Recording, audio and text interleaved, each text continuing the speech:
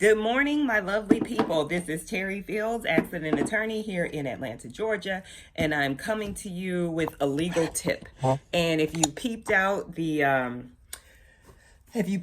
my title that I've given this video, you know this video is going to be primarily about loss of consortium. And I hate to sell dreams or it's false advertising. I don't want to engage in any false advertising. We're going to be talking about a whole lot of other things as well, but I'm not going to bury the lead. I'm going to go ahead and get started and tell you all, because that is my day job. That's my gig. That's how I pay my bills, is as a personal injury attorney. So I want to get the business out of the way first. But let me just give you a little preview of what's going on in this video. We're going to hydrate. I have my water here. Feels good to get things done. Cup, mug. We're going to hydrate. I'm going to read from my book, The Weird and Unusual Trivia, which I am loyal to you guys. I don't read from that book until I do these videos, so I'm not even sure where we are. I'm sure I'm way behind on that. I have my little headband thing I need to put up now because I got my hair done yesterday, so I won't need that for about 4 weeks or so. So yesterday was the 12th. So maybe around March 11th, I'll pull that back out. Okay, so what are we doing? Okay, we're going to, and I'll tell you about some other things. I'm making TikToks and just, living life, living my best life. Put a little moisturizer on and pull that skin up because we are a woman of a certain age. Let's put this around so that the makeup does not get in my freshly washed and conditioned. And I just love my loctician. She does me right. It is like a spa appointment when I go over there. Oh my God, love it. So let's not mess that up, which she gave me. Okay, so let's go ahead and prep and prime. Loss of consortium. What is loss of consortium? First of all, okay, I am a personal injury lawyer. So if you have a personal injury claim, say you were injured in a car wreck, you were injured through no fault of your own. It was not your fault. You were injured. If you are married, your spouse has a claim. Just depending on the extent of your injuries and the circumstances that you were in, your spouse may have a claim for what is called loss of consortium. What is loss of consortium? The best way to think about it is, I think a way a lot of people think about it is, you can't have sex anymore. Say, for instance, your spouse was in a car wreck and they're now quadriplegic. To tell you the truth, I'm not really sure of the mechanics of that, but a lot of people may lose, even if it wasn't a physical ailment, it could be a mental. Okay, I was always told to use this finger because your ring finger is the weakest finger, so you should use that on your face. I don't know why I'm using all my fingers this morning. So most people think of it that way. And when you think about it that way, it kind of helps you understand the concept, even though it's broader than that. Loss of consortium is a loss of society, a loss of marital society, a loss of ability to relate to your spouse, to have sex with your spouse, just to be physically with your spouse, hugs and kisses and things of that nature. Let's say now your spouse is a quadriplegic. You can't relate to your spouse the way that you used to. It could be the loss of the conversations that you used to have. Y'all used to sit around and talk every Sunday morning for hours and hours on end, and now you can't do that anymore. On top of that, maybe now you have to help change your spouse. Your spouse can't even take care of themselves. You have to help them wash their face and brush their teeth and things of that nature. You didn't have to do that before this wreck, and now that's something that you're responsible to do. That's what a loss of consortium claim is. And fun fact, if you don't bring voluntarily a loss of consortium claim, the insurance company can make you bring a loss of consortium claim. You know, I feel like this is a video that's kind of advanced and it builds on the previous videos that I've done. If anything that I'm saying here does not make any sense, feel free to go back and watch those videos, or as always, drop a comment down below. Of course, I hope that you're going to like this video and that you drop a comment down below. If you have any questions, I will be sure to address those. You can also message me on Facebook, on all the platforms. So message me anywhere you see this video. and I will get back with you with any answers to questions that you have. But that's what loss of consortium is. So if you don't make the claim, the insurance company can make you make the claim. So they can, because what they don't want to do, they don't want to resolve a claim with someone who's injured and then have the spouse come back a couple of months or later, at any time later after the claim has been resolved and say, oh, well, I have a claim too. They want to resolve everything in the same shooting match. So if necessary, they will have all the spouses, both spouses, the injured party and the spouse, I don't have primer, they will have them sign the same settlement agreement and they will refuse to resolve the case until that is done. So the loss of consortium claim is something that you should explore. Darn it. Did not bring my beauty blender over here. It's in the sink.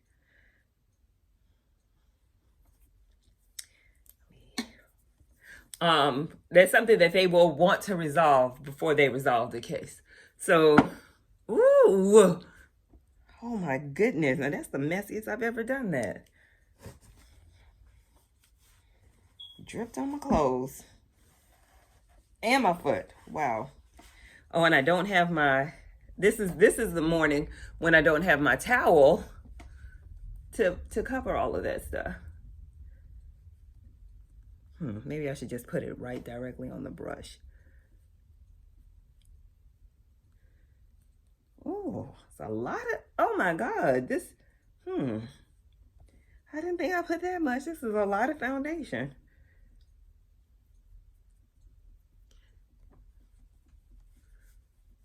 Okay.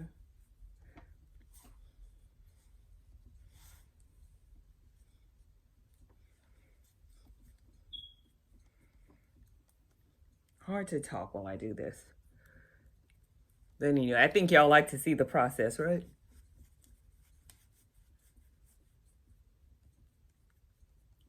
I'm going to do a deep clean of this brush. I already did one, but I'm going to do it again. I don't ever think I get all of the foundation out of this brush. And I actually bought another brush for foundation, this one right here. And I just like this brush better.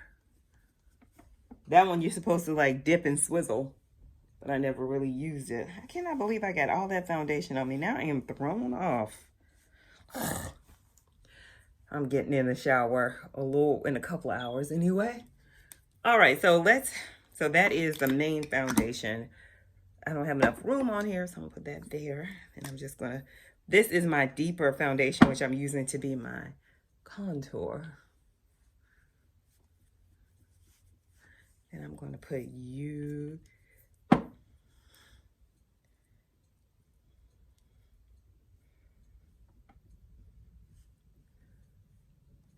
All right.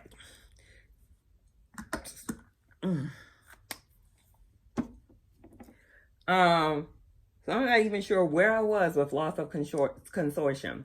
So it is important that if anything should happen to you, and let me just stress this, it is for folks who are married.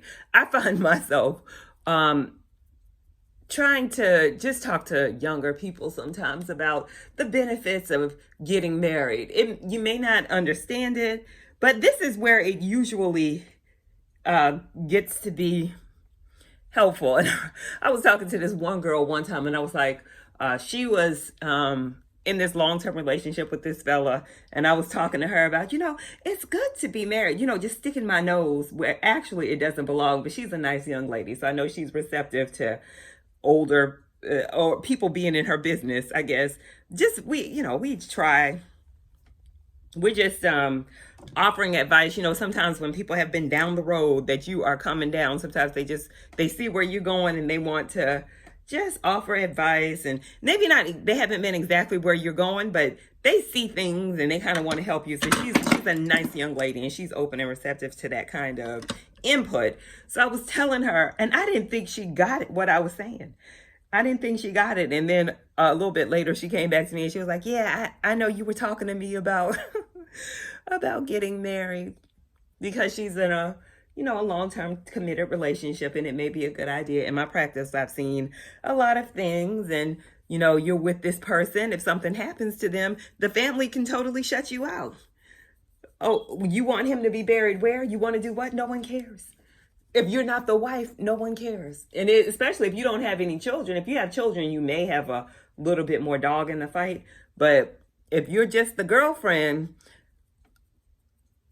I can guarantee mom and sister and kinfolk of him who have a higher legal claim than you do under the law, they will, act like they don't know you, especially if there's not a good relationship, if there has been any animosity in the past.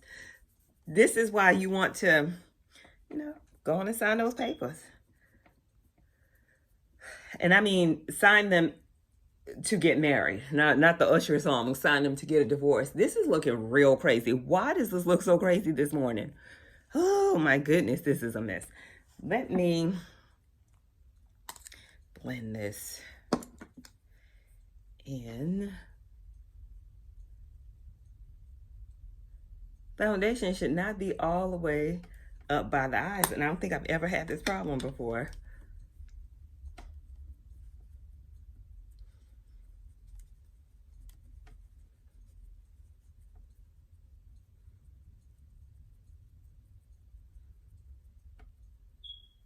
Stipple, stipple, stipple. Oh, no. This is not for blending. I have to get my blending brush. Oh, shit.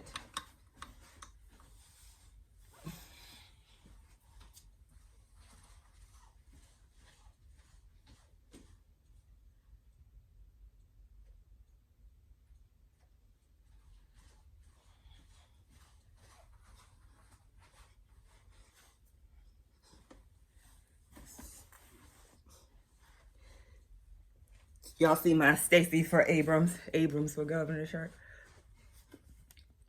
It's nothing like this beauty blender.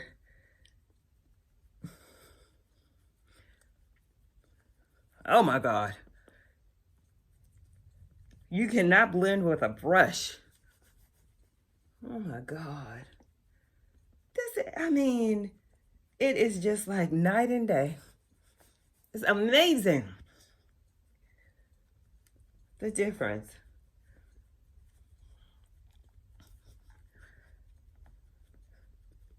It's amazing. Amazing. Can't argue with success. All right. So what kind of damages can you get? That's always the question, because that's why we enter into this legal fiction. It's a fiction that any amount of money is going to compensate you for the loss of companionship and society of your loved one. So that is the inquiry, because that, at the end of the day, that's why we're here. This is what we're figuring out. How much money is going to be necessary? What is it that you as a plaintiff can expect to receive to compensate you for the loss of the companionship of your spouse? And the answer is what you'll hear a lot from lawyers in a lot of different situations. It's the answer to a lot of questions. And that is, it just depends. It depends on the relationship that you had with your spouse. Of course, if you were separated from your spouse, the claim is going to be a little bit worth a little bit less than if you are documented to have a very, very close relationship, and that is the testimony of you and everyone around you, is that you really miss your spouse. You really love them. You really spend a lot of time with them, and now that's gone. How much money is it going to take to compensate you? Well, it's going to be a factual inquiry, because let me just do a little short primer on damages. There are a couple of different kinds of damages to, maybe more. There's general damages, there are special damages, and then there are punitive damages. But punitive damages are used to punish the defendant for some egregious behavior. Special damages, okay, let me just give you an example of punitive before I move on. Punitive damages is like the doctor was trying to kill you when they did the surgery, or the insurance company has completely ignored you. You have a claim, you were not at fault, and the insurance company has completely ignored you. The statute calls for punitive damages to be assessed against the insurance company in those instances. So they're actually punishment. And actually, you as the plaintiff are not entitled to the punitive damages. They actually go to the Georgia General Assembly, because they're not used to compensate the plaintiff. They are used, well, 75% of them do. They are used to punish the defendant. That's the purpose of punitive damages. So, okay, then you have general damages, which are also known as receipt damages. Those are damages that you can produce a receipt for. They are medical bills. There's a receipt for that. You went to the doctor, you got a shot, you got a pill, you spent time in the hospital bed. Those are receipts. There are receipts that can show that. Those are receipt damages. You're entitled to compensation for receipt damages. Then you got a little thing called general damages. General damages are things that you cannot produce a receipt for, but you're entitled to compensation nonetheless. I have all this paper down here.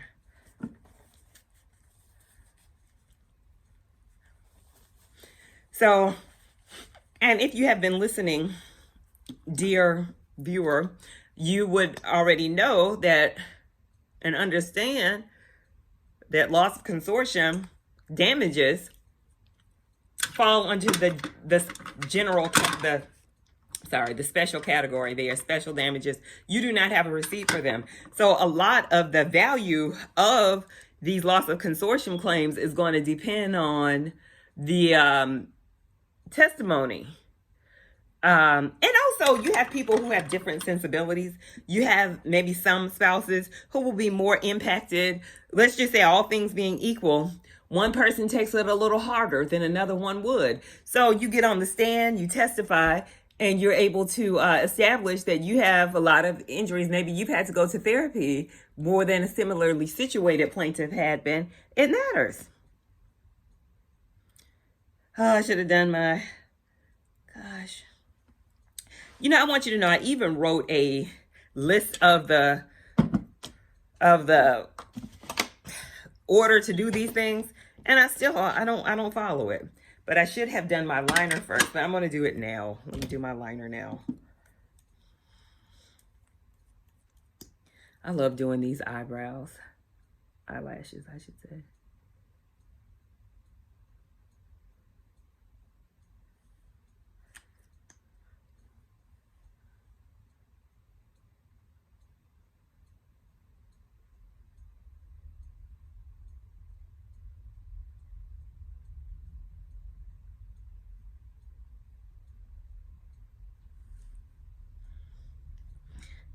When I first started doing these, I would get this stuff all in my eye. I just want to do this. I don't know why. I just want to do that. Makes no sense, but I want to do it. And she'll do it because I can do that. That's my business. You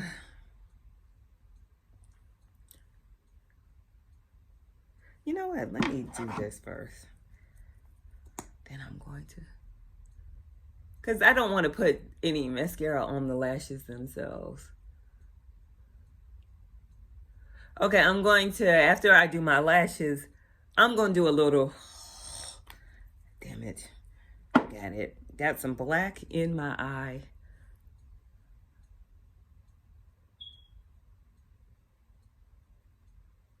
Shadow. Okay.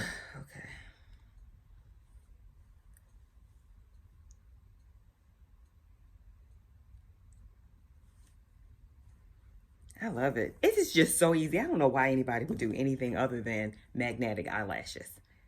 Makes no sense to me. Comment down below if you think that glue is better than magnetic. I don't know why. I cannot stand that white glue.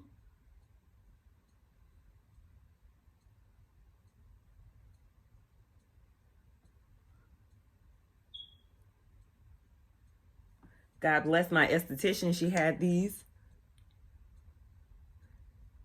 And I like using that white primer on the eyelashes just because I feel like I'm covering it.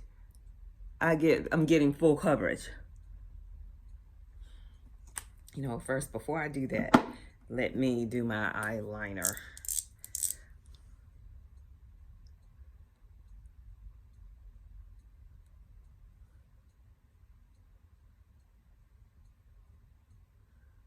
Okay, so let's start on our recap of loss of consortium. So what is loss of consortium? Anytime that you have been injured in a way that impacts your spouse. Your spouse has a claim too. And note, if your spouse does not bring the claim, the insurance company will make them discharge the claim. There will be a place for your spouse to sign when you resolve your personal injury claim. So that's why also too, if you're not getting along with your spouse, go ahead and get the divorce. You know, go ahead and marry who you want to be married to, who you need to be married to. Because let's just say you pass away and you're actually giving this person a claim. This person can actually make money off your death. And if you're not in a good relationship, that might not be something you want. You may want your family to be able to make the claim or to get the recovery for whatever happened to you. If you don't otherwise take care of that, then you would have Billy Bob here coming, the spouse that you had, maybe you hadn't seen him in a couple years. And now he's coming forward, making the claim, and he gets to benefit from whatever claim that would otherwise just be available to your family or your children. Your spouse would have a hand in it too, because they have that loss of consortium claim. So it's very important to get these family relationships squared away before, as quickly as possible, because you just never know what's going to happen. Life is not promised. Tomorrow is not promised, so you never know what's going to happen. Today's a lazy Sunday. I have no jewelry that I'm going to be putting on. I got my hair done yesterday, so I'm just going to spray. I got my little Lock Sanity. I like to spray it on my rose. I have sister locks, so I have defined rose. And I have discovered moisture, moisture, moisture, people. Moisture, moisture, moisture. I think I'm done. You know what? This is the best she can do. This is it. This is what you got. What you see is what you get. All right. Actually, these aren't that bad. I'm not going to deep clean these brushes again. They just came from a deep cleaning. Why am I getting two? I don't understand.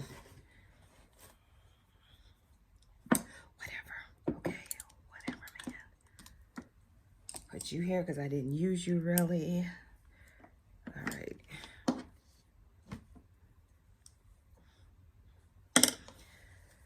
Okay. Loss of consortium. What do I have to say about that? Oh, yeah, we talked about the measure of damages. Could be, you know, it just depends on the factual situation, how much the damages are going to be. So it's going to be very important that you document what's going on in your situation, what your relationship was like, so that you can get the proper measure of compensation. Of course, that's something your attorney is going to work with you on, which brings me to my next point. If you have such a claim, it's probably going to be wise for you to consult counsel. So this is one of those times when it probably would be wise for you, even though it may be kind of a simple claim, you think, and you have a high insurance policy, you think you may be able to just deal with the insurance company on your own. Not so when you have a loss of consortium claim. There may be just a little bit more expertise that you would need to use an attorney to establish the claim on your behalf. So that's what I wanted to say about a loss of consortium claim. If you have any additional questions about that, you just feel, I am cleaning the brush and using it on my face at the same time. Still doing it. We do what we can. That is the final look, ladies and gentlemen. I hope that you like it. All right, so let's continue on with our little book here, Weird and Unusual Trivia. We're going to hydrate in just a second, too.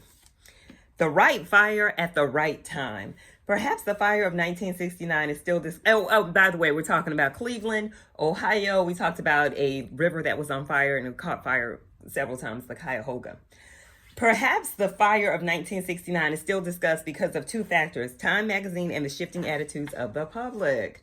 2 months after the fire, Time published a major article about it, giving it more column inches and more eyeballs than local newspaper had. Aside from the lurid descriptions of the putrid Cuyahoga, some river, chocolatey brown oil bubbling with syrup surface gases, it oozes rather than flows. The article was accompanied by dramatic photos of the 1952 fire. No matter how persuasive the article was, it would not have made a difference if people hadn't been ready to hear its message. By 1969, there was a growing ecology movement, and the general public was becoming concerned about the lasting damage being done to the country's waterways. The Time article encapsulated these fears, complete with horrifying photographs in Cleveland, specifically the Cuyahoga, became a symbol for industrial pollution. Thus, the fire of 1969 became a turning point for the environmental movement. In 1972, Congress passed the Federal Water Pollution Control Amendments, also known as the Clean Water Act. This began to regulate the disposal of industrial waste and byproducts, and it required cities to improve sewage treatment plants and processes and monitor the storm water and overflow. Despite all of this, the state of the river did not immediately improve. In a study conducted on the length of the river between Akron and Cleveland in 1972, marine biologists could not find a single living fish or even any samples of species known to thrive in polluted water. By 1994, however, fish-eating birds such as the great blue heron and bald eagle began returning to the region. And in 2000, the Ohio Environmental Protection Agency reported finding 62 species of fish, including clean water species such as steelhead trout. So that's good. Environmental efforts do work. You know, I always brought my fan down here to use, and I haven't even used it that much. But I think that was it. That's all I wanted to show. Oh, let's hydrate. Hydrate. Y'all, get your water. I hope that you have been hydrating throughout the video. Get your water. Let's hydrate.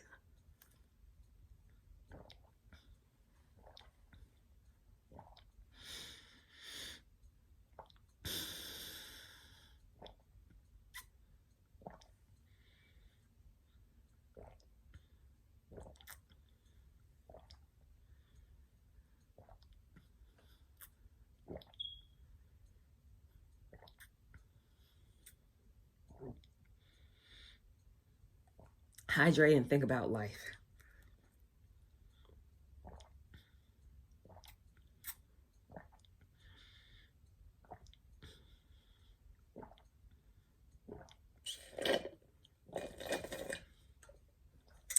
All right, so there we are. I hope you all have a lovely, wonderful day. I certainly will try to. And I will see you the next time here for makeup and legal tips. Y'all, let me know if you have any legal tips that you want me to discuss. And I'll be sure, down in the comments, I'll be sure to address them. God bless. I'll see you all next time.